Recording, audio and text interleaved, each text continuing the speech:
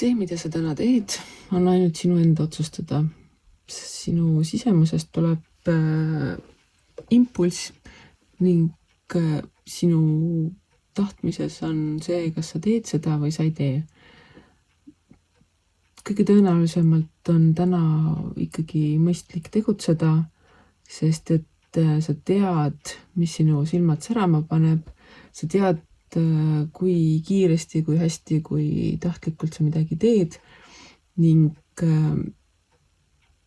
see toimub tänase päeva jooksul sellise hea, kerge, mõnusa energiaga.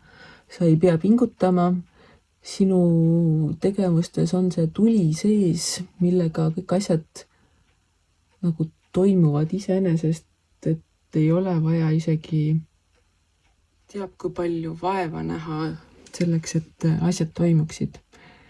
Ning asjad toimuvad nagu iseenesest selles mõttes või selles suhtes, et sa lihtsalt hakkad tegema. Sa isegi ei mõtle selle peale, et midagi on vaja teha, vaid see tuleb seest poolt, see põlemine, see tahtmine, see tegutsemise jõud ning sa tead, et ükskõik mida sa täna ette võtad, sina oled see, kes sellega valmis saab. Sa ei pea küsima kellegi käest abi, sul ei ole vaja mingisuguseid õpetusi, sul ei ole vaja käehoidmist ega muud sellist, vaid kõik see on sinu enda tarkuse, tahtmise ja tegemise vili.